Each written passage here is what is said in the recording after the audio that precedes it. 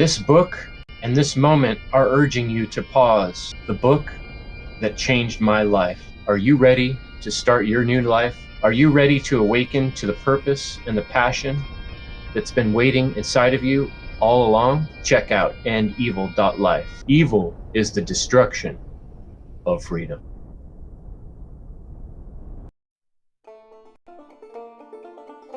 This is the End Evil podcast, where we speak raw truth. The aim is to impress you about the value of your time on this planet, to shine a light on the most important truth that has been obscured for too long, to give you the information and knowledge necessary to make true change, to move human experience away from suffering and grief and towards love and joy. Let's begin to work towards the end of all evil. Every week, we dig into natural law, trauma programming, and the mechanisms of societal control. We replace ignorance with knowledge, fear with courage, and apathy with action. As Jeremy Locke said, evil is the destruction of freedom. Go to endevil.life.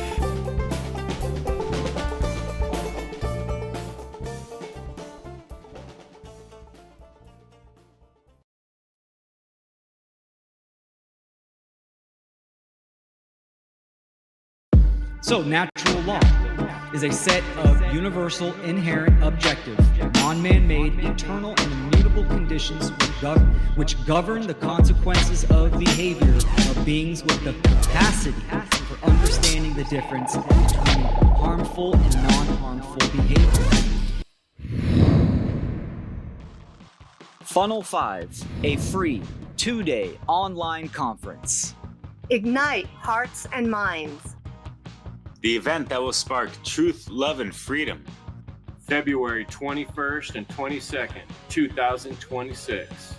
For more information, visit freedomundernaturallaw.com.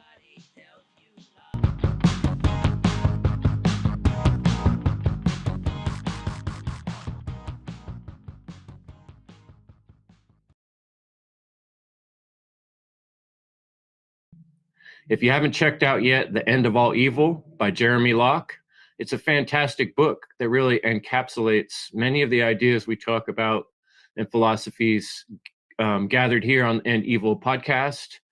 And you can order that book. Go to endevil.life. That's the website that contains all the past podcasts of the End Evil podcast. And there's a store tab. You go up in the little corner and click on the little menu, and you'll see store. On the store, you can find the book, The End of All Evil, which I will send to you with some End Evil podcast stickers. Or you can get my book, The Book That Changed My Life. And those are available in hard copy. And you can also order The Book That Changed My Life in PDF form. So I want to introduce an awesome person that I'm excited to talk with tonight, a conversation. And this is Woody Martin, and Woody Martin is a fellow One Great Work warrior, a One Great Work network warrior who puts out a lot of great content. We met in Autonomy under the flag of Richard Grove with Autonomy, and Woody is an artist and a speaker, and he's become a strong natural law teacher, advocator, and I was having fun watching one of your animations this morning, which we'll talk about more. But welcome, Woody. Please introduce yourself and tell us a little bit about yourself and how you got into this. Well, first of all, Chris, I'm super grateful for having me on. It's very special. I've been following your work for a long time, and I'm really appreciate what you've been doing in the natural law and freedom community. It's great to see all that you do and all that you put out, and the community that you build with your One Great Work warriors. And so I just appreciate that. For me, what really got me really started into natural law is, I've always loved nature. And I've always kind of, if people were like, oh, like, what do you believe in? I was raised, I would say Catholic or Christian, mostly Catholic. So I came out of that and always had questions about some of the stuff there, and some of the people sometimes had, I would say, mixed or confused beliefs. Like some of the stuff that didn't add up to me, and some of these confused beliefs. So I kind of turned to nature. And, if people ask me, I would believe, I kind of looked at a lot of different religions, Buddhism, all kinds of stuff. And I'd look at nature. And I kind of believe that oneness that the Buddhists would talk about, and how everything's interconnected in nature. And then, I had a kid, and that made me want to even dig into this reality thing more. Because I went to college and I kind of escaped all that for a while and just kind of was doing my thing. I kind of just back then just did funny, goofy art and kind of spaced out like these animal paintings in space. So once I got out of that, I moved on to, I had a kid, my daughter. And so then that kind of was like, I wanted to like figure things out a little bit more. And in my research, I stumbled upon Thoth, the Egyptian god, and I got real into that. And then that led me to the Hermetic principles, which led me to Mark's work. And then that's kind of, once I saw that, I was like, oh, wow, natural law. Yeah, this is exactly what I've been looking for all this time. This like completely makes sense. And then even the Hermetic principles, I really liked that, the mentalism, that all is mind. And that kind of like, I would say, corresponds with the, Buddhist kind of all is one kind of thing. And, to me, all is God, and you can't escape spirit. And that, that's part of being human, is that spiritual aspect of us, and the natural, spiritual law that, guides us is, basically understanding right versus wrong. And if we understand that, we can end evil, I would argue. And if we follow that, yeah. So right, like that's the hope. There has to be, from my point of view, there has to be some hope or optimism. I always point out there's so much evil in the world today. We're inundated with it. We're surrounded by it. You said you grew up close to nature, and so you've had this long time inspiration from nature. I really sympathize with that, because I used to even say nature is my Bible, because I grew up in the Christianity milieu, I guess you could say, going to church regularly, Sunday school stuff, like a full week in the summer, and church camps, like a lot of church stuff in my growing up. So I had to kind of make this mental shift. Like, they're so concentrated on the Bible, but to me, it's like, if I was the creator of this reality or universe, or even some high aspect of it, I would bake the lessons right into the reality that we're living in. And that's what I think is the situation. And so I've always said, yeah, my Bible's nature. But I'm curious, did your family background have much pressure in terms of what you should think or believe?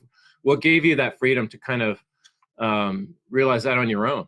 Well, my family gave me lots of freedom in that realm of things, because my father he never went to church with us. And it's not that he was like against it, he just didn't go, Right. He would go I wouldn't say never, because there were times where he went, and stuff or whatever. And they even renewed their vows, like, because my grandma was all up in arms that they weren't married in the church. And so and when I was like 14 or 15, they renewed their vows, and I was just a grumpy teenager, like, this is lame, because they've been married for like 20 years or whatever, but it was a fun party for them, and it made my grandmother happy. And so my father was willing to do that, because they eloped, like they were hippies on their bicycles, eloped. Okay. My dad was a musician, folk guitar, I would say master, because he was Right an on. amazing guitar player. And like, Wow. I'll have to share some of his music with you guys sometime. Yeah, that sounds Even good. just the music that wasn't his that he could play was like he could play this, like, I can't remember who the original artist, but there's a song called Buckets of Rain. It's kind of like a bluesy, kind of folky, I don't know. Anyways, it like there was this finger picking version of that song that he could do that was just like, oh man, it's like, Wow, do you have a recording of that somewhere? I don't know. I'd have to search, but I mean, there's other recordings that of the way he played it, that because he was inspired by someone else that played it that way, and so he learned to play it that way. And so, but yeah, it's just like some of the stuff he could play was just, it's almost like the level of like, how you see like the classical guitar players that can just like, they're all over the place and stuff. And like, Yeah. there's just like the really like alternate picking and like different, I don't know, it's hard to explain, but it was really cool. Yeah, like very high level of skill, it sounds like. Mhm. But I was really grabbing onto the fact that you didn't seem to have some of that mind control from early on in terms of the religious aspect. How about in terms of like government? And was that sort of a hard pill for you to swallow?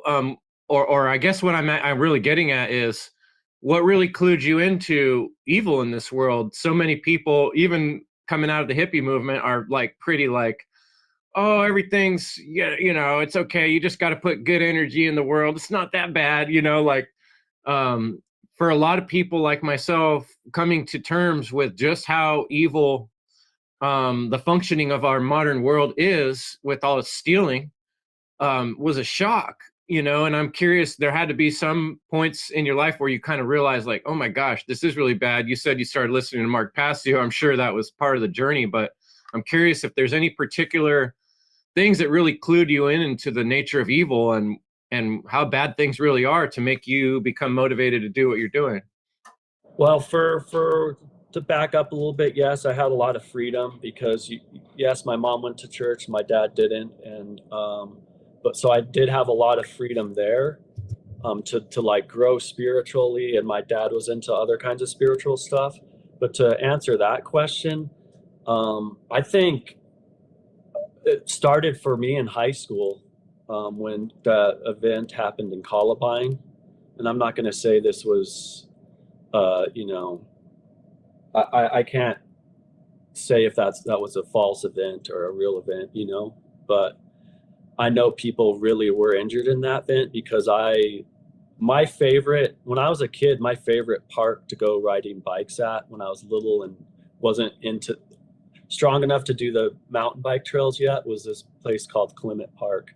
And they have, it was a nice like trail, and then they had playground so you could play and then you could ride your bike, and it was a great place. Well, so right next to there is Columbine High School. And so that was pretty close to home. We were only, 20, 30-minute drive from where we lived to there.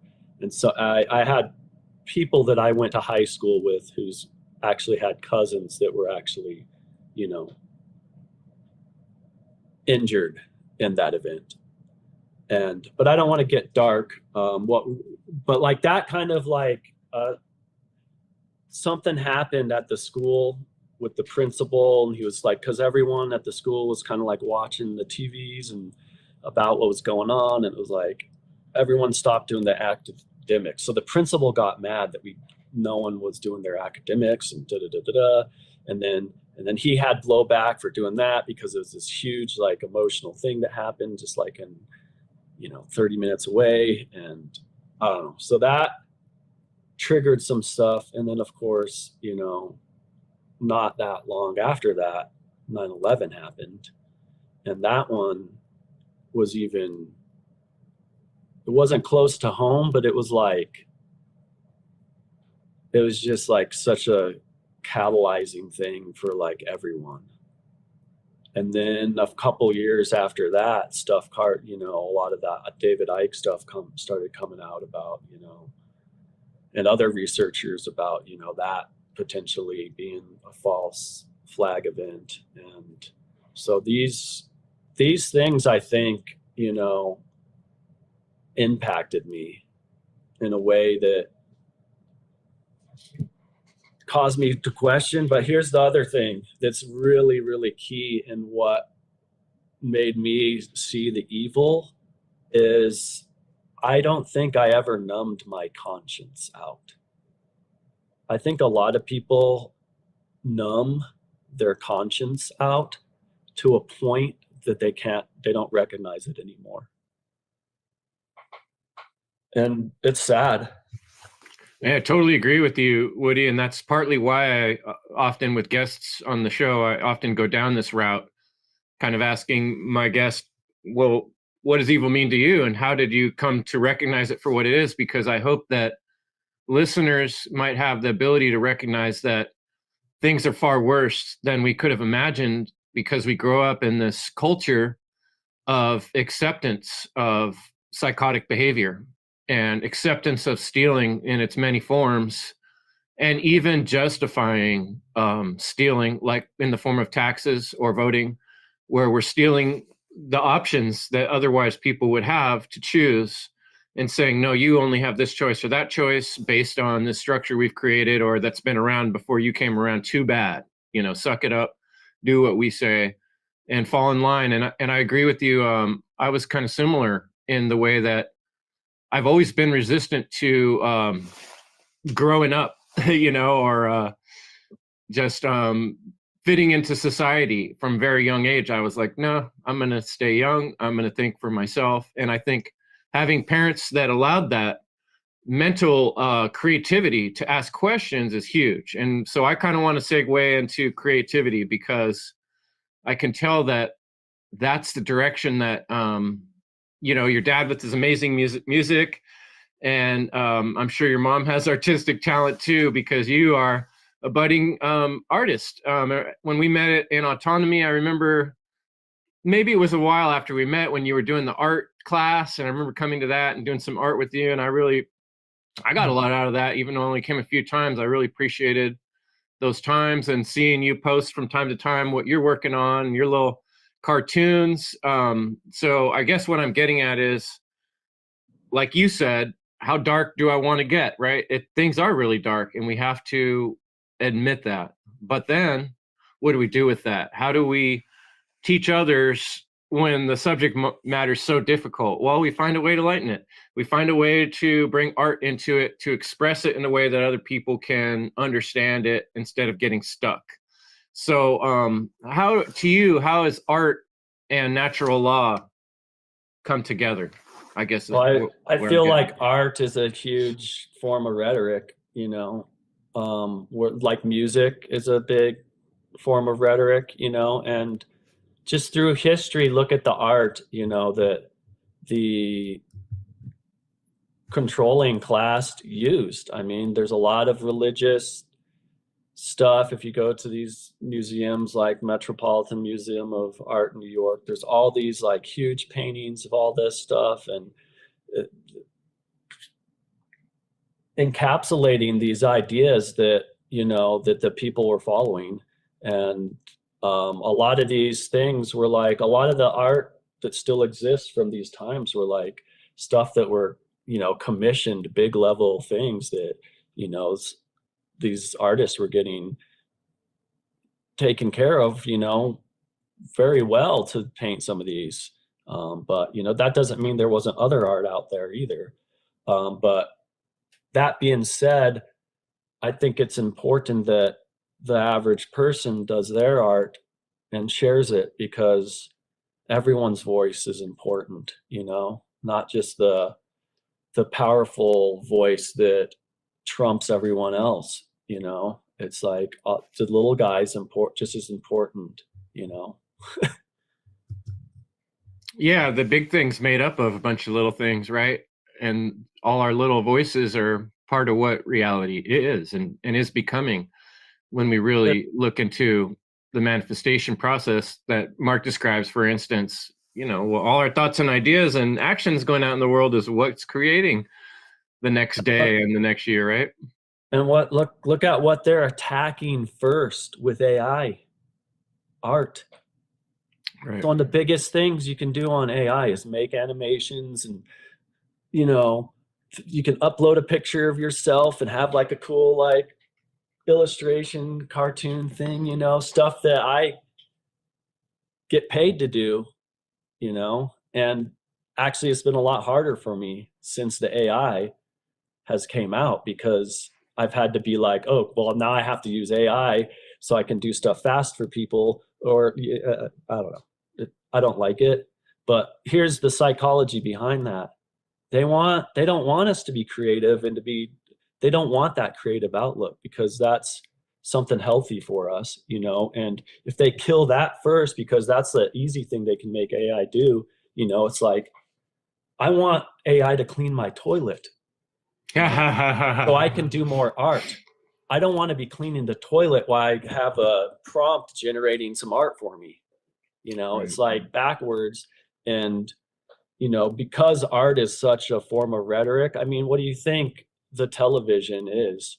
Even though it may not be paintings that you're looking at or animations all the time, it's art. It's a form of art. Film is a form of art. I would even consider nowadays podcasting as a form of art. These are all forms of art that are like forms of rhetoric that people can watch, and it might affect their philosophical worldview. One thing I've always been struck by too, like we were talking about religion, when I've done some traveling, especially go to like England and France, places like this, these structures where religions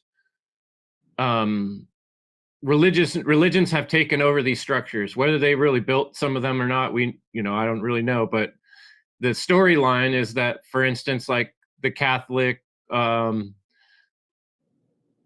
Church built these amazing cathedrals and structures, and some of the most amazing art in the world is built around religion.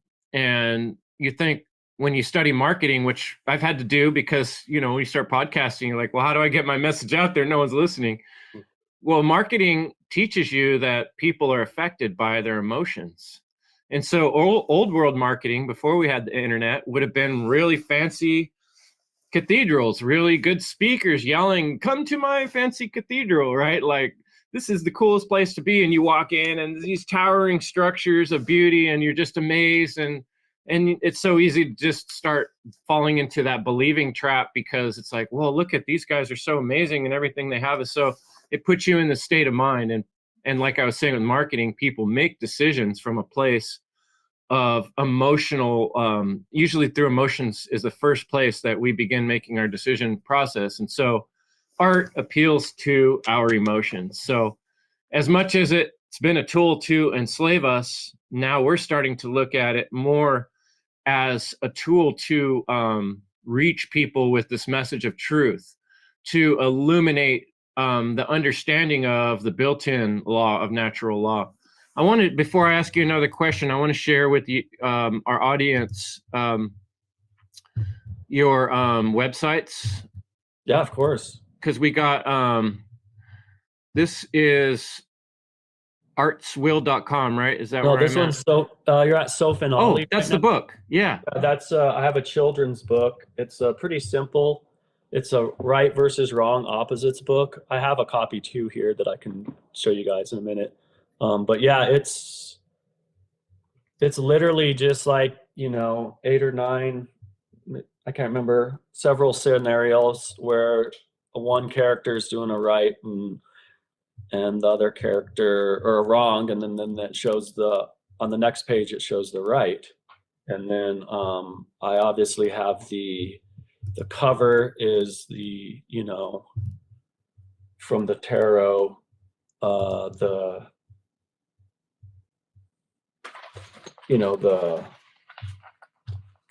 Soph and Ollie. The name of the card right now, but yeah, it's the. Oh, I see. With them holding the scales and swords. Yeah, Great. the crowns. And so usually on the tarot card it's just the one. It would be only one character. But I like illustrating the two characters both like that because that means they're both embracing those principles. Right. And the left and the right pillars, basically a balance.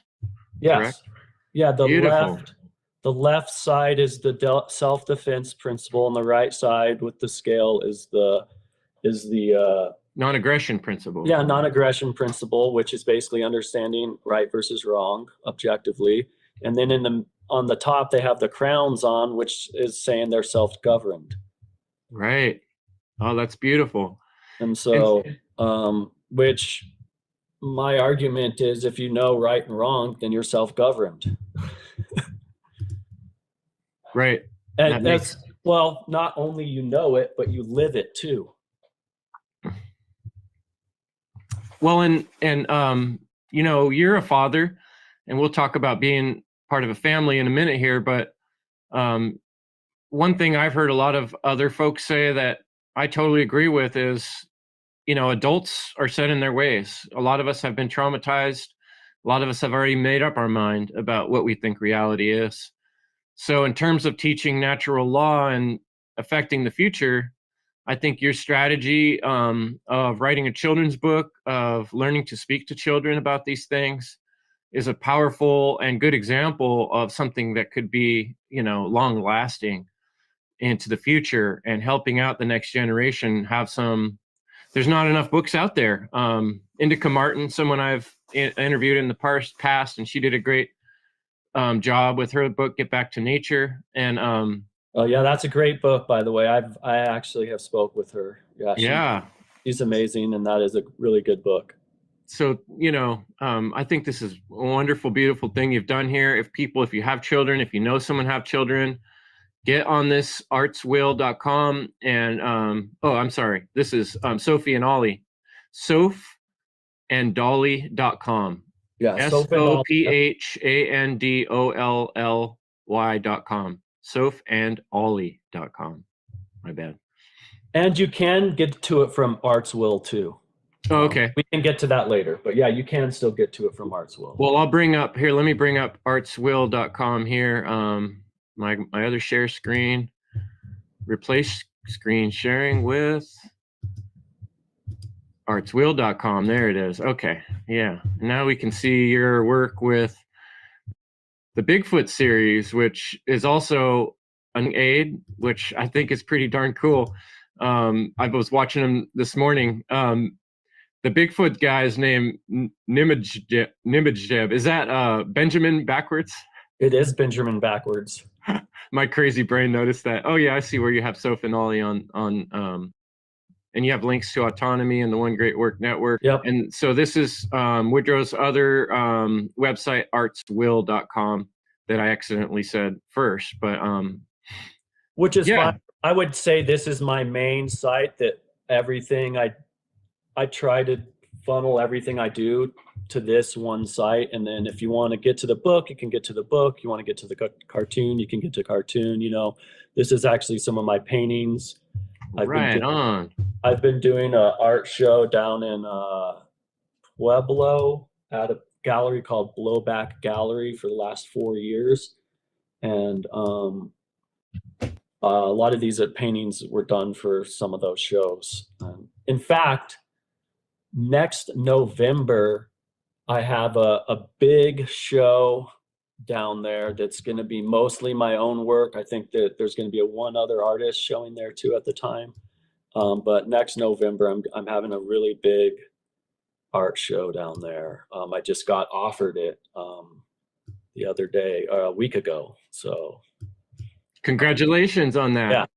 Yeah. So, well, see this painting right there. You're right there. Yeah. The gallery sold that painting a week ago.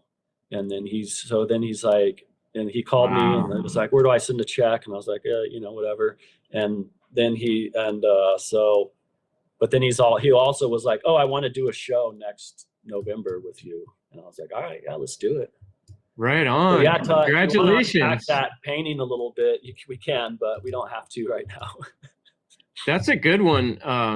the imagery and the things you're sharing in these paintings prompt a person to ask themselves questions like, what's happening here? You know, you got this dark figure holding these raging dogs on a leash in front of what looks like the White House. Federal Reserve. Oh, okay. Government Federal building. Reserve Federal building, Reserve. and then look at the dog tags. Looks what's on the dog. The police. Tags. Yeah, military. You know, all those guys. Right. Just So beautiful symbology and well done painting. Wow, look at those dogs, man, snarling. You could see the drool coming out of their mouth. I love it. Yeah, so that was a fun one. But so that one sold last week, but Congratulations. I do have if you click on the support tab in the Artswell website, there is a link to I have a merch shop that you can go to, and that will that has you can get that on a multitude of products at the merch shop. It's a little bit clunky because it's just it's like a red bubble thing, which I'm not necessarily. I'd rather move my stuff somewhere else, but for now, that's what I do, and it allows me to still create a lot. So, awesome. And then people can still get some of my art and stuff. So, the backgrounds are also available because I've been having so much fun painting these digital backgrounds for the Bigfoot cartoon, and all those are available on merch there too. So, congratulations, Woody. I know personally how hard it is to get these things going, to get a store on the website, to have something where people can actually purchase things. It's a process. I remember, gosh, it's probably been more than 5 years since we met in Autonomy. I always forget now whether I was season 4 or 5, but you came in real close to that following season, or maybe even the same as me. And ever since then, I've been working on trying to get something for sale on my website. It was just this last year when I finally got my book for sale. And so, yeah, I think it's a huge step in the right direction, what you're doing. You have things that people can purchase, things that people can look at. You're setting an example for other people, the world, future children, how to express yourself in a way that doesn't cause harm to others. And not only that, but teach the lessons of natural law in a fun way. And so jumping off that, I want to talk about Bigfoot. I love Bigfoot because, okay, first of all, I'm going to say one of the big things in my journey that really kind of pushed me over the edge before I got real deep into, I don't remember if it was before I got deep into Mark Passio's work or partway in, probably it was partway in because he mentions Lloyd Pye. And I remember watching this video, and I've shared it to people. Anytime the subject of Bigfoot comes up, I'm like, you guys heard of Lloyd Pye? You need to watch this Everything You Know Is Wrong video. And so listeners, if you haven't yet, don't check it out now, but write down Everything You Know Is Wrong by Lloyd Pye and check out his work. And then let's hear what you have to say, Woody, about Bigfoot and your cartoon and this idea you came up with. Well, my idea was that so the original idea was I wanted to do a cartoon with a character who's not human, but is studying humans. And so I was like, I could do an alien, I could make up, some stuff. But then I was like, Bigfoot. Bigfoot supposedly lives on Earth. And I was like, well, if he's real, he's been able to elude us for this long, other than some alleged sightings and stuff, and there's a lot of people out there that say they have proof that he's real and that there's lots of them, and there would have to be lots of them. There would have to be healthy populations of them to have a sustainable species, But anyways, most of my cartoon isn't about Bigfoot, and it's about him studying humanity and the fallacies or the problems with humanity that him and his species has noticed, and he's essentially teaching natural law in a way where he'll kind of bring up something where humans are diversing from natural law, or not following it properly, and he'll kind of make a joke, or he'll just kind of point that out, and then he's also solution oriented though, so he has solutions that he's bringing to the table, so. Yeah, like in the first episode, he's kind of warning. He's like, "Hey, you guys are heading in a dangerous, very dangerous direction," And I love that because I'm sure you watched our episode with the Warriors on Ishmael, a great book that Jim Adams brought to our attention. And Ishmael was kind of similar in that the gorilla offered a perfect objective point of view on looking at the humans from a different point of view. And if you're a listener and you're able to do this, kind of take yourself out of your own mindset and look at it from the perspective of, let's say, a Bigfoot, which is this occulted, creature, this sort of hidden creature, right? That we got this fake story about the missing link that never has been described, which is like so many things in our world where these stories don't really line up with reality. And that's why I'm pointing people with Lloyd Pye. But I thought Bigfoot was a perfect way to engage the imagination of the listener. When just I talk and say, natural law is an inherent law in nature having to do with the consequences of human behavior, a lot of times that just goes right over someone's head. It just sounds like a bunch of big words and me talking. But when you make a fun background, beautiful background, and the waterfall come in and Bigfoot shows up and he's saying, "Hey, humanity, you guys are going to destroy yourself," it allows someone to kind of look at it from the storytelling point of view and like put themselves in a different place than they normally would. And I think that's the beauty of art. It allows us to capture the imagination and perhaps with children, introduce some ideas, or your paintings. Like I'm just thinking of the one too, Occulted. It shows the books as an open book, and then there's a book that's locked. Right? Yeah. It's like, what does that symbolize? There's this knowledge that's being hidden, that's locked away, that perhaps we could find a way to unlock and get at. Let's stir the curiosity in other minds. Yeah, that's beautiful. Go ahead. Yeah, that painting's entitled "Ignorance versus Nescience," and I would argue that sometimes we're nescient of information because we don't have access to it because it's been locked away, right? Which I would argue most of the information now is out there and you can find it, but yeah, they don't make it easy for you to find.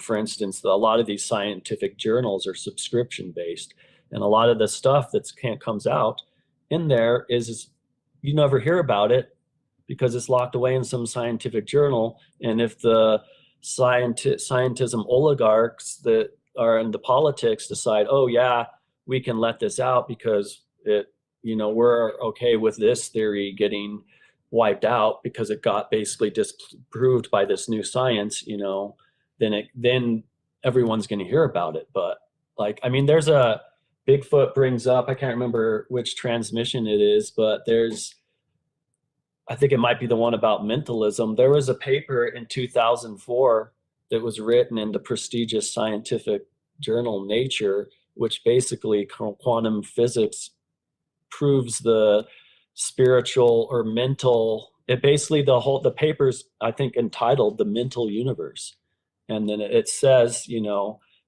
basically it sums up with saying something like, the universe is mental / spiritual. Enjoy, and like live and enjoy or something like that is like how they sum it up. But it's like, I think the way they figured it out is with the slit experiment and like I don't know if you've ever heard of that, where absolutely some people see like a particle and some people see a wave collapse. And so this is something I talked about in spiritual mathematics. I think that's often looked at incorrectly. I think often the conclusions people draw from those experiments take them in a direction that leads to a dead end, when you really consider that reality itself is the proving grounds of moral consciousness. That's exactly what this reality is us working out what right and wrong is in real plane, in a sequential time, which you can imagine a greater universe where time doesn't matter, where existence just spreads out in every direction almost infinitely, maybe infinitely. What would time mean? Time is space, right? And that's all big thoughts that I love to go on about. But I think what you're getting onto is true. When you do get deep into science and discoveries, you'll find parallels to spirituality and mentalism. If you really look, they're all very congruent.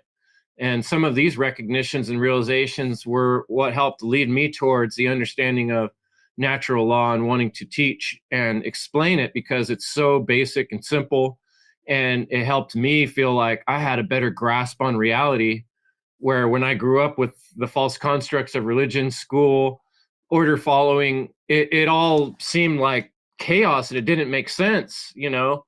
And some of these events that happened, like you described, you know, these kids shooting up the school and people getting hurt, and 9/11, all these people dying, were sort of jarring moments that made me realize, like, there's something wrong with this whole equation that we've been given, where it doesn't all add up to reality. There's something false about it. And you can tell when someone's lying to you if you're paying attention. You can tell when the world's lying to you when you're paying attention.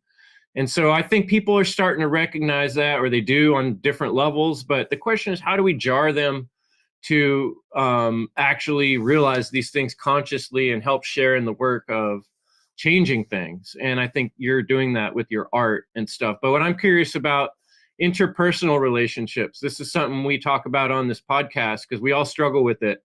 I recommend everybody be doing something like you're doing. Have a website, be putting out some kind of work. That's really the work. But that being said, we still have the struggle of dealing with family and friends and acquaintances and people that do not get what we're saying. And that can be extremely frustrating, especially on a week like this, where it's like Thanksgiving. You got family members coming all together and they all have their ideas of what reality is. And you try to interject something truly important and you get shut down and beat up mentally by people. So I'm curious about your experience with that, dealing with family, friends, people you talk to, with these conversations, with your realizations. How's that go for you? It's a mixed bag, you know, but it kind of depends. There's some people that I can't really talk about this with. They're too calcified in one direction or the other. And there's some people that are open and receptive. And then, you know, it's what's kind of cool now. I'm getting to the point to where I can just hand people my card and say, watch my Bigfoot cartoon if you want to like learn some of this stuff. But, you know, that's going to be keeping going for a while. But on another level, it's like, I think it's almost better to just keep it personal and just kind of give these people seeds, you know, because I hear people complaining about stuff. And then I'm like, well, so some of the answers, we have the answers. We just got to start living them, you know. And I really like what some of these people are doing with the whole food forest movement and stuff, because I think that's a good way of building community, but also coming up with sustainable ways to feed ourselves that aren't, you know, going to the grocery store and buying the groceries from the powerful controlling class or whatever you want to call them, you know. Yeah, like Corey Enderlat's been doing a great job on that, and with this Health Revealed crew. Wonderful girlfriend Leslie is part of that team. Health Revealed, helping people recognize how many of the structures of our modern world are needing to be replaced with something more positive that actually cares about humanity, actually cares about being human, you know, instead of falling, like you were saying, into this AI mechanized world that seems like things are heading in that direction more and more. And that's not going to help us get more community. It's not going to help us get more fresh food. It's not going to help our bodies, our physical mind or body. So what are some of the things in your life you've found that help sustain you and your family and keep you healthy in the shape of being able to do this work? Because there's a lot of challenges, right? Well, I've had a journey, and I really had to take care of some shadow stuff, you know. I mean, honestly, when I first met you in autonomy, I wasn't really coming out with that much stuff. I just kind of went to autonomy, learned some stuff, and then it took me, I think, another year or two before I came out with my book here. And then, you know, just recently, a little over 6 months, about 6 months ago, I started the Bigfoot cartoon, and I've been really motivated with that. I can't believe I've done 26 straight weeks of producing that cartoon, you know, and I'm not using AI to make it. I'm using it's kind of like you could compare it to like a motion capture software for a 2D a puppet that I drew all the artwork for, and rigged up so it you can I would say it's a combination of kind of like how you'd operate a video game and motion capture. So some stuff I do through motion capture with my camera and like acting out and like blinking my eyes, and I literally, when the Bigfoot's eyebrows goes up, it's me acting that out with my eyebrows. I was wondering because it does a really good job of the mouth keeping up with the words. I was kind of impressed by that. With that, it uses it does an auto lip syncing, which I have to go in and I always have to make fixes, but it saves a ton of time, because something like that, like a 2 or 3 minute video, which most of these are about, before this software existed, that would take probably 3-4 hours to lip sync. Now I can do it in about 20 minutes because it uses because you can auto translate things. So yeah. So then it uses that, but it also uses the recording of the voice, both those things. And so then, but it always misses stuff, so I always go in there because I know how to do it the old way, so I know how to go in and, oh, this needs to be this mouth, this needs to be that, and make those edits. And so yeah, that's a lot of fun. And those characters, you can build them. You can even live stream with those characters. I haven't done that yet. I haven't really got into that NDI mapping and whatever, but it's not that hard to do, and you could do it with one of those characters. Obviously the lip sync wouldn't be as clean, but you're live streaming, so who cares?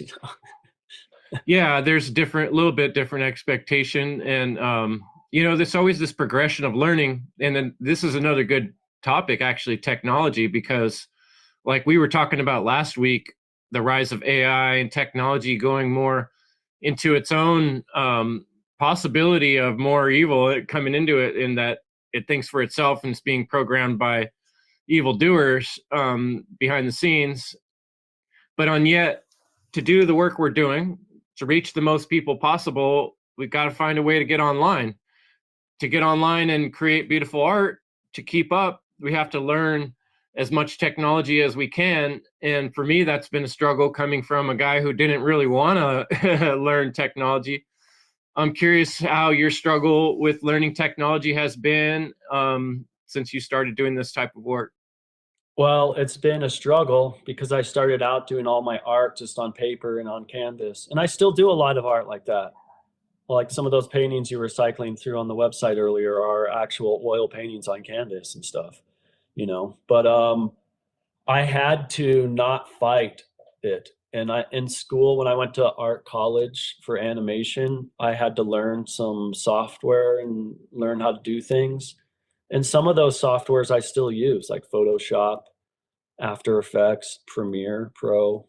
I use those quite a bit. I've actually done some animation work with Photoshop. You can do this video timeline. And I made a whole little animated video I haven't showed yet, but yeah. Or you can use Adobe Fresca, which is on the iPad, which you can animate, which is what I've been drawing. All the Bigfoot art is in all Adobe Fresca. And you can animate in Adobe Fresca, and then you can put that in Photoshop. And, it basically is kind of like Photoshop, but it's more geared towards drawing, and they have a lot of different more brushes and stuff in there than it is towards like manipulating photos. But yeah, you would take that into Photoshop, and then the Photoshop file, you have your layers, and as long as you have your layers named properly for your puppet, then you just put it into the Adobe Animate software, and you have your puppet there. You can rig it. There's videos online.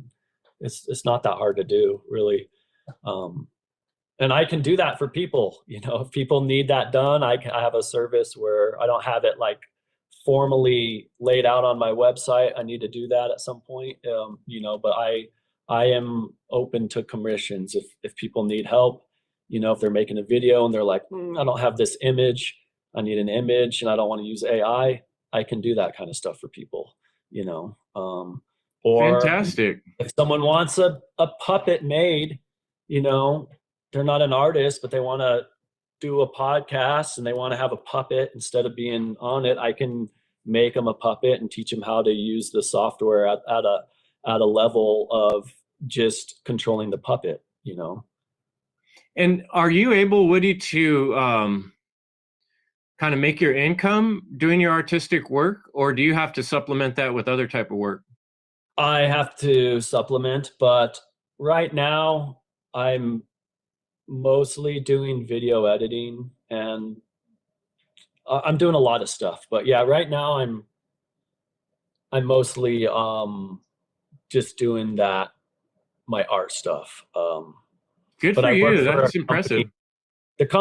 My biggest client right now is I do video editing stuff for, and it's not in the natural law realm at all. But yeah, I do, I'm building things up, and I'm getting to where I can fully sustain myself. But right now I'm having to do some things on some side hustles, or I've had to pick up with some part-time jobs and stuff here and there just to keep food. Well, yeah, and you have a family, kids, and I think that's an important topic too, because I think a lot of people, when they run into natural law, become recognizing that government is a form of slavery, and a lot of the jobs associated with government and order following provide a lot of money for people and security, right? And so if you come to realize, like I did, I'm involved in a sick system. I'm getting paid through money that was stolen from people. I don't want to be that way. That's kind of like where people like yourself and myself went to, like a school like Autonomy, went to Mark Passio's How to Become the True Media, in hopes of sort of separating from the mainstream typical job lifestyle. But it can be very difficult to keep yourself afloat. And I found the entrepreneurial lifestyle requires being willing to try different things, being willing to, create multiple ways of bringing money in, and sometimes cutting it closer than we want to, cut it. It was much more comfortable when I had a steady paycheck coming from a government job, but I can't be doing that while I'm talking about ending evil, contributing to evil. So I really appreciate that you're living that lifestyle, as difficult as it may be, while supporting your family and while trying to teach these lessons. So that's impressive. Thank you for doing that. Yeah, I'm building stuff though, and so I'm trying to do it in a way that hopefully I can start turning that into, some income, because like I said, with the and I have made some sales here, but like with the Bigfoot cartoons, some of that you can get on the merch website. You can get not all the backgrounds yet, but at least half the backgrounds that I've done for Bigfoot you can get as like a wall print or a pillowcase for, a throw pillow, or all kinds of different, like a tapestry like Chris has hanging behind him. There's all kinds of stuff there, and that's an income stream that once it starts taking off more, that's going to help support me and my family. And just like anytime, just people watching the videos and hitting subscribe, and then, I'm putting out, my book. This book here is a great way to support me and also get something that's a positive thing that you can teach people, right and wrong. And I would say it's not a read. Kids probably couldn't read that book to themselves, because there are some big words in it. And so, but they can understand it, because the psychology is, you could read, a scientific book to a kid and they'll internalize a lot of that. I remember they're way smarter than people give them credit for. One thing I remember being a camp counselor, we had these books and cards that would supply ideas to games, group games you can play with the kids, and they're usually grouped by, oh, this is for ages 5 through 8 or whatever. And I would constantly attempt the games that were made for an older audience on younger kids and find out that they can do it. They're actually doing better than some of the older kids sometimes. Young kids are very intelligent, and if you put a big word that the child has to then ask, oh, what does autonomy mean? Oh, and then that gives the parent, the adult, the opportunity to explain that word, and then they're thinking about it too. What does that mean? And that's really what the adults need to be doing, is rethinking these basic words and what they mean, right? One thing about this book is it, like, the way I word stuff sometimes, it's like a right, you know, it's talking about a right as a right, if that makes sense. Like, let's see if I can find the example.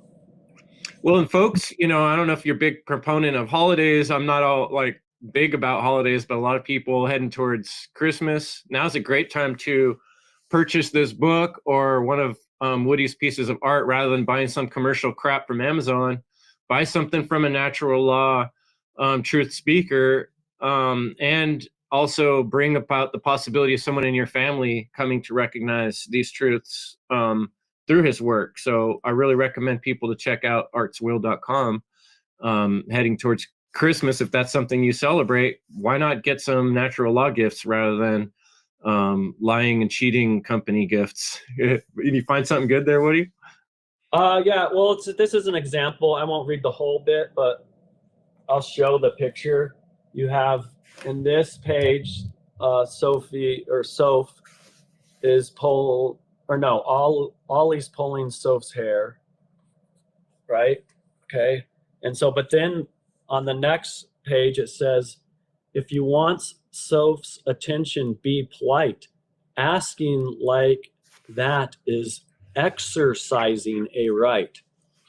And so that word exercising is important, because when a lot of these government people talk about their rights, they're always talking about exercising rights, and this is how you exercise your rights, or, you know, but they're talking about their man-made law rights, where this is bringing that to your right is actually all a right is an action. Right. That does not cause harm. They want to exercise it like the exerciser. Most people are confused that a right, they think it's something that is granted to them by the government. No, it's all it is an action. And it's all right versus wrong is action polarity. So you got wrong on one side of the pole and right on the wrong other side of the pole. And I'm not saying that they're the same thing, because wrong is definitely objectively different real life. And I would say that they're both, you know, but there's degrees of wrongness, right? You know, like stealing a candy bar isn't as bad as stealing someone's life, you know? Absolutely. So there are degrees there, but it's still objectively a wrong either way, because you're committed theft in some way or another. And so it's like, you know, are you stealing or not stealing? It's like, that's a polarity though. It's like, if you don't steal, you're on this side of the polarity. If you are stealing, you're on this other side of the polarity, you know? And, you know, it's one of those hermetic laws of polarity, how you have, like, you know, the temperature is an example where, you know, it's a spectrum. Degrees. Yeah, it's a spectrum. You know, everything has a spectrum, but there's a line where that spectrum separates, you know. And so, ice freezes, right? At a certain degree, temperature, like you can take away the heat until there's really no heat at all, and it's just ice. What happened to that? What is ice? Is it's changed states at that point. Right. But depending on what degree you're in, governs what state you're in, you know? Oh, yes. So it's the same thing. Do we want a state of freedom? Yeah, if you want to state of freedom, require? You have to be in right action, right?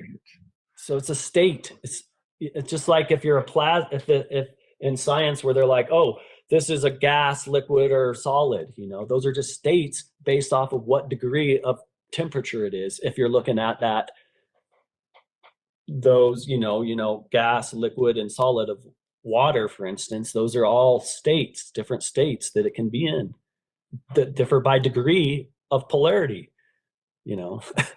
I love that type of And it corresponds. And I almost listed yes. almost every single Hermetic principle there, which even gender, I would argue water has, it's the gender, just in its atomic, buildup of the positive and negatively charged, you could call that gender if you wanted to. And if they don't come together, those positively and negatively charged ions or neutrons, whatever you want to call them, if they don't come together, that thing don't manifest, So it's like all the stuff, it's like corresponds, and it all is how reality is built in these Hermetic principles. And I don't know all the answers, but I'm studying this stuff, and I'm always learning, and I'm always uncovering new things all the time, and thinking about it and internalizing it, and then projecting it outward through artwork and animation, or books, whatever. And that's a beautiful process. Music, right? Too. I've been getting back into music, just like you, Chris. You said you kind of were out of the music for a while. I've been the same story for me. I've been out of it. I'm getting back into it. I did one of the Bigfoot cartoons as a music video. I think it's transmission 19, and I made the beat myself. I rapped it. And, right on. I don't think I've seen that one. I'm gonna have to go back and review that. And I've been doing. I'm doing some guitar for this. We're doing a 13-day creative challenge with Dave Randall through Autonomy. I met him. Oh, yeah. He does a 13-day creative challenge things, and he has his Team Doodah, and he has Planet Doodahings, and it's kind of like the same concept as Bigfoot, where they're outsiders giving humanity advice, kind of thing. And but he's doing a great thing, and he does these cool creative challenges, and so Bigfoot is on one of them, and we're doing some guitar work. I'm actually supposed to be teaming up with Hypothesis on a music video. Oh yeah. And Conrad. I'm supposed to be. It's kind of been backburnered, but he wants to do. We're doing one of his songs, and I'm gonna make a Conrad foot. Yeah, right on. I don't know if you saw, I did a little music video. Yeah, I saw that. That was Conrad, awesome. And that was my attempt at doing some animation, making cartoon versions of Conrad and myself. And I did use some AI in that process to create those movements. I saw that. But it was fun, and I enjoy doing that type of thing too. And you were using the word exercise, and that made me think. A lot of this work we're doing, even what you were just describing, like finding congruencies, finding the parallels between the Hermetic principles and a thought process, trying to find the synergy between symbols. Like I had a whole series on symbolism on the End Evil podcast. These exercises that we go through in our mind of trying to grapple these things. How do I express this in a way that's more palatable to others? How do I explain to myself these problems I see that aren't being solved? How do I be part of the solution?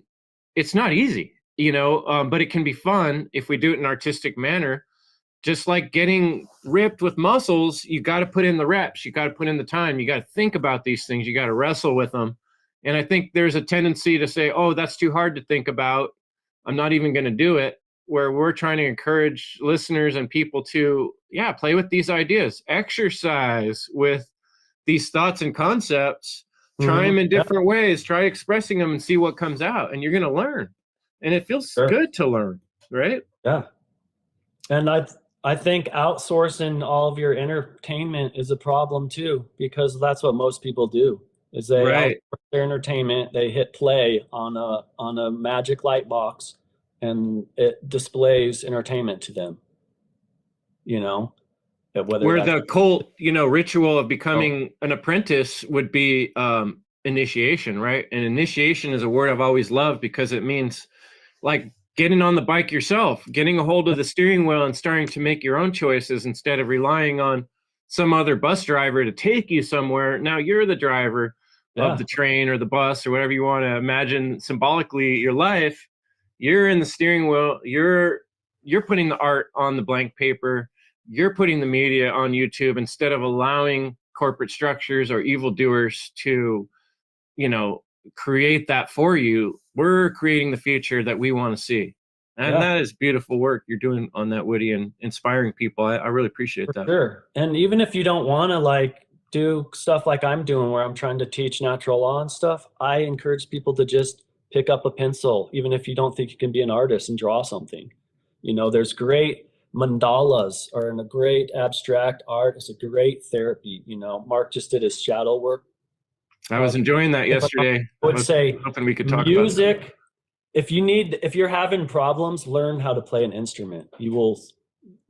Instruments are a great tool for shadow work, I would argue. And I wasn't part of his seminar, so I don't know what his take on stuff is, but if I have a bad day, I can come home. I have multiple instruments that I can sit down on, and I could either strum it out on a guitar, or I could bang it out on a keyboard, I could bang it out on a drum. You know, some of these things are very important. And you don't even have to, a lot of times, I'm not even playing a song that's a real song. I'm just like channeling almost like energy through my body. And I know enough about music that if it sounds good, I like it and I keep playing that. If it doesn't sound good, I try a new way to play something until I like the way it sounds, you know? And then I can loop that, I can record it, I can remember it, I can forget it, I can never come back to it, whatever, it doesn't matter. But I'm having fun, and I'm getting, or sometimes it can be frustrating, or sometimes I'm just getting out some frustrations, you know. It takes your mind off of it. You're banging on the drum, and you're letting out that energy in a positive way that isn't on your family or on, you know, your neighbor or on your girlfriend or on your, you know, whoever might be close to you in your life, and you're just in a prickly mood because you had a prickly day. You know, it's like, take that out on your, I'm not saying take it out on your instrument by destroying your instrument, banging your guitar, taking right? it out, let those emotions flow through you and out through the music. And that can be art. You know, so prophetic. I'm sure you've experienced this. Every artist I've ever had this discussion with says, a lot of times I wrote a song or I drew something, and then it didn't even make sense to me until 2 or 3 years later or 10 years later. And I'm like, oh my gosh, that thing that I created way back then was almost telling my future. Like, I didn't even realize how true it was at the time when I made it. The words didn't even make sense to me. But now when I listen to a lot of the old songs I created, I listen to them now and I'm like, damn, I didn't know I knew that stuff back then. I don't think I did. I think God, whatever you want to call it, the universe, the creator, the essence of reality, our divine source, it allows it to come through us. And when we create that, we just let ourselves be a crystal, a channel of letting the truth flow through us. And that's when sometimes we can make incredible discoveries. So that is a powerful part of doing the work you were talking about, Mark, shadow work. He gave some pretty specific methods in that course on how to do shadow work. But I think one that you're talking about is something I have used successfully in my life we got so much emotions from being in slavery, from being traumatized our whole life, from being treated like slaves in so many ways, that there's a lot of trauma and bad feelings that need to be dealt with, and doing art and work through some of that so that we can get to that point where then we can help and teach others and be part of the great work. So that's me going on a lot, just excited about what you were saying. I'm so excited that you're working with Apophysis, Devin in Georgia, and Conrad. If people want to look back on the End Evil podcast, they've both been on the podcast, and Sound Path to Freedom. Those folks are awesome. So I'm just going to give you the floor for the last few minutes here. Anything you want to talk to the audience about or advertise for your upcoming work, feel free. Well, I had a friend in town a couple weeks ago, and he's a writer, and we came up with a fun Santa cartoon that's going to be coming out hopefully next week if I can get everything done. Other than that, my Bigfoot cartoon premieres weekly at 3 p.m. Mountain Standard Time, or what I guess we're on Mountain Standard Time now, but it's 3 p.m. whatever time Mountain Time is, weekly. And if for some reason I decide to skip a week, I will let people know before that happens. And What day of the week is that? Oh, Thursdays. Thursdays at 3 p.m. Mountain Time. And so that's something there. And yeah, so I might, since I think this week I'm actually skipping that to do the Santa one. And so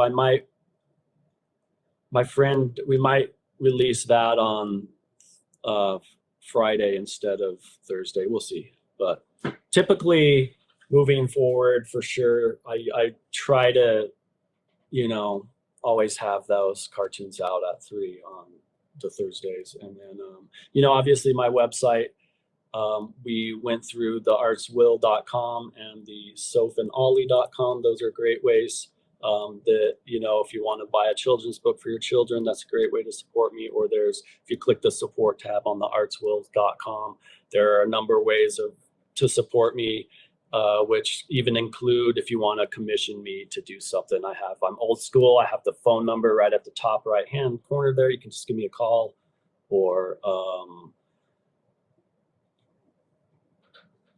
that's probably really the best way to get a hold of me right now, until I'm working on setting up some other systems for people to contact. But right now, that's the one I like the most. But yeah, and other than that, I encourage people to be creative, and at least try to embrace the creative side of you, even if you don't think you have one, because I think it's an important way to not only challenge your mind, but also it's a good way to release emotions and stuff. Yeah, like we said, practice, training, and also and you have a sense of accomplishment afterwards, whether it's you get a song or some art, you have a sense of accomplishment. And it's like, I have my cartoon series, but not that many people are watching it yet, and that's fine. And the Stoics would say it's not necessarily about how many people are watching it. It's about, look at what you have accomplished. In 26 weeks, I've animated 26 cartoons or more. There's actually more than that, because there's one I did with the 13-Day Crown. But anyways, if I do the math, just, they average around 2 to 3 minutes long, 26. I've almost animated a feature film worth of minutes in about half a year, which a year ago, I never would have even fathomed that I could have done that. There's an animation below the Bigfoot on my website. It says, "Are you teachable?" It took me 2 years to make that one. Okay. And yeah, I slacked a lot. I didn't always, stay up after, putting the kids to bed and work on it. But that thing, it took me 2 years. And that's I think it's a little over 2 minute long film, where now I'm doing a 2 minute film every week, so it's like, I've blown my own mind out of the water, and so and now it's like, I've exercised this enough. It's almost like a habit for me now, that I'm like, oh, I need to do my new because I've been doing new backgrounds for every cartoon. I'm like, well, I have the puppet built. I might as well, I want to keep doing art. So let's just keep doing new backgrounds, And so, I'm like, oh, I got to do it. It's not like I got to, it's like, cool, I'm going to do another background. What family trip photos or whatever, where do I have some cool landscapes that I can use as inspirations for the background, Then your mind's kind of like running, and you get ideas. Like I always keep notes, and all of a sudden in the middle of the day, I'll be like, oh, I got an idea for the podcast, and put it in there. And it just gives you on the notes app. You just on your magic light box, you just put it in the notes app, and there you go. There you go. You always got something to work on, and that feels good, right? It feels sustaining. And I think everybody needs meaning in life, and there's plenty to do. We need to we need to be talking about these topics. We need to get other people excited about these topics, because otherwise we're pushing our children and our grandchildren and everybody else's family and children of the future into slavery. And if we're not trying to change that, we're just going down with the ship. Yeah, exactly. I mean, I probably wrote half those Bigfoot cartoons while I'm sitting at my son's taekwondo while he's doing his taekwondo class, instead of sitting there doom scrolling, I'm writing a script for the next cartoon, what I mean? Based off of like all this other stuff that I've researched and stuff, it's like, I'm not coming up with any of it. It's just all nothing's new under. I'm just relaying stuff I've learned and aggregated over the years. Which also allows you to rethink about it while you're going through that process and learn it better. And then the next time you have an opportunity to speak, now you've thought about it 2, 3, 4, 5 times. Yeah. And you've already said it a few times when you recorded it and listened to your recording. Yeah. And then now it's like, boom, it's right on the top of your mind. And I think some people watch some of these shows and they're like, man, how do these people are able to speak so succinctly and clearly? It's because we've been practicing. And this is all about consistency. You got to find a way to start doing something on a weekly or monthly basis. And it really does build on itself. Like you're saying, I can remember just starting in 2020, putting this podcast out, being lucky to get 2 or 3 views, now, there's hundreds of thousands of downloads. It's amazing. It blows my mind how many shows that have been created and how much work has been done, that I made a book. It all comes from just sticking to it and being consistent. And so that's what we're encouraging the audience to do. And I forgot to mention, you're going to be having some of your art displayed in the coming up Freedom Under Natural Law Conference. We're looking assorted, excited to see you there and your name on the list of people that are going to be part of this conference. So that's going to come up in February 21st and 22nd. And so people check out freedomundernaturallaw.com for that. And check out artswill.com. Check out Woody's book for children. Every household with kids should have that book, Wrong versus Right by Woody Martin. And soaphandollie.com.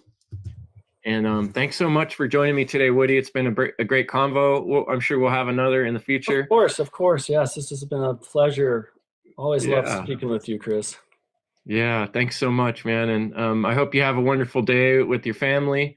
And if people are out there enjoying a holiday with Thanksgiving, I hope we gave you some things to think about and some things to share with your loved ones and some reasons to care. Yeah, perfect time to pick up an instrument or dust off that piano in the corner maybe you're visiting some like your parents, maybe they have a piano there or something. Who knows? Perfect opportunity to dust that thing off and think around on it. Yeah, and maybe if people don't want to hear the way you have to put things, maybe they'll be a little more keen to hear how Bigfoot has to say. So that's 2 p.m. on Thursdays in my time, Pacific time. And then I do the podcast Thursdays at 6 p.m. So same day, we have a similar consistency. And I encourage more people to create some sort of consistency like that with their work, whether it's art or drawings or writings or singing. Find a way to express the truth of freedom, natural law, and help humanity get out of this gorge of evil and work on doing actions that don't cause harm to others. That's right. Thanks so much, art Woody. doesn't have to be perfect, so don't let perfection stop you from doing it. Absolutely. Much love, folks. Evil is the destruction of freedom. We'll see you next week. Good night. Thanks again, Chris.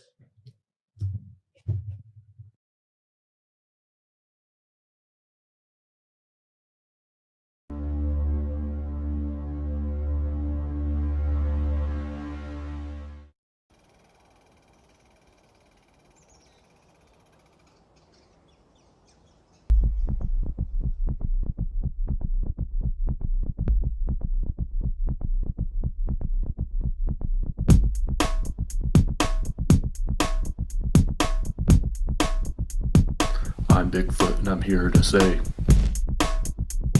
humanity wants its freedom to play. The psychopaths be getting in the way. Don't let those control freaks take your power away. Yo, power elite, humanity's not your prey.